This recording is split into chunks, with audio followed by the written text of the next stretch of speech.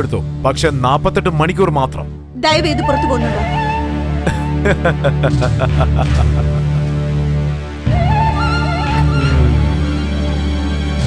കന്യകകൾക്ക് കല്യാണം കഴിഞ്ഞാൽ ഭംഗി കൂടുമെന്ന് പറയാറുണ്ട്. പക്ഷേ നിന്നെ കാണാനും നല്ല ഭംഗിയുണ്ട്. പുറത്തു പോടാ പട്ടി.